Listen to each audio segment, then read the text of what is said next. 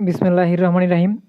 সুপ্রিয় শিক্ষার্থী বন্ধুরা, তোমরা যারা 2021 সালের এইচএসসি দ্বিতীয় বর্ষের শিক্ষার্থী রয়েছে, অর্থাৎ বাংলাদেশ উন্মুক্ত বিশ্ববিদ্যালয়ের আওতাভুক্ত, তোমাদের অ্যাসাইনমেন্ট যেহেতু প্রদান করা হয়েছে, আমি এই ভিডিওতে তোমাদের পৌরনীতি ও সুশাসন দ্বিতীয় পত্রের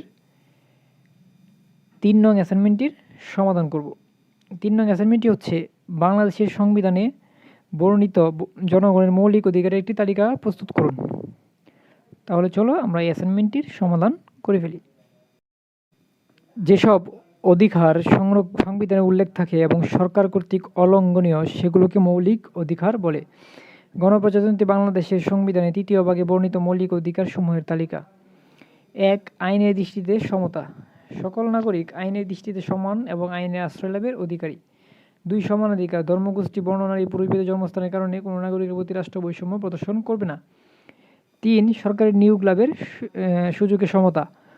বাংলাদেশের প্রতিটি নাগরিক সরকারি নিয়োগে বা পদ লাভের ক্ষেত্রে সমান সুযোগ সুবিধা ভোগ করবে, অর্থাৎ ধর্মগোষ্ঠী, বর্ণ, নারী, পুরুষভেদে বা জন্মস্থানের কারণে নিয়োগের ক্ষেত্রে কোনো বৈষম্য থাকবে না।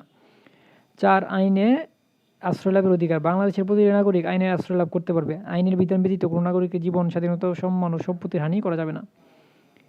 জীবন ও ব্যক্তি স্বাধীনতার অধিকার। বাংলাদেশের প্রতিটি নাগরিকের জীবন ধারণ ও ব্যক্তি স্বাধীনতার অধিকার রয়েছে। কোনো ব্যক্তিকে এই অধিকার থেকে বঞ্চিত করা যাবে না। গ্রেফতার ও আটক সম্পর্কে রক্ষা কবচ। গ্রেফতার ও আটক সম্পর্কে নাগরিকের কতগুলো রক্ষা কবচ রয়েছে। জোরপূর্বক শ্রম নিষিদ্ধ। কোনো নাগরিককে জোরপূর্বক শ্রমে লিপ্ত করা যাবে না। বিচার ও দণ্ড। প্রচলিত আইন ভঙ্গ করার অপরাধ ব্যতীত কোনো ব্যক্তিকে দোষী সাব্যস্ত করা যাবে না, এমনকি আইনের নির্ধারিত দণ্ড ব্যতীত অধিক দণ্ড দেওয়া যাবে না। চলাফেরার স্বাধীনতা। জনস্বার্থে আইনের দ্বারা আরোপিত যুক্তিসঙ্গত বিধিনিষেধ সাপেক্ষে প্রতিটি নাগরিকের দেশে সর্বত্র অবাধে চলাফেরা, বসবাস ও বসতি স্থাপন করতে পারবে। এছাড়াও দেশ ত্যাগ ও দেশে পুনঃপ্রবেশ করার অধিকার প্রত্যেক নাগরিকের থাকবে। 10. সমাবেশের স্বাধীনতা। জনশৃঙ্খলা বা জনস্বাস্থ্যের স্বার্থে আইনের দ্বারা আরোপিত যুক্তিসঙ্গত বিধিনিষেধ সাপেক্ষে প্রত্যেক নাগরিক শান্তিপূর্ণভাবে ও নিরস্ত্রাবস্থায় সমবেত হওয়ার এবং জনসভা ও শোভাযাত্রায় যোগদান করার অধিকার রয়েছে। সংগঠনের স্বাধীনতা। আইনসঙ্গত উপায়ে প্রত্যেক নাগরিক সমিতি বা সংঘ গঠন করতে পারবে। চিন্তা ও বিবেকের স্বাধীনতা। প্রত্যেক নাগরিকের চিন্তা ও বিবেকের স্বাধীনতা নিশ্চিত রয়েছে। ধর্মীয় স্বাধীনতা। আইন শৃঙ্খলা ও নৈতিকতার সাপেক্ষে প্রত্যেক নাগরিকের যে কোনো ধর্ম অবলম্বন, পালন বা প্রচারের অধিকার রয়েছে। প্রত্যেক ধর্মীয় সম্প্রদায়ের নিজস্ব ধর্মীয় প্রতিষ্ঠান স্থাপন, রক্ষণ ও ব্যবস্থাপনার অধিকার রয়েছে।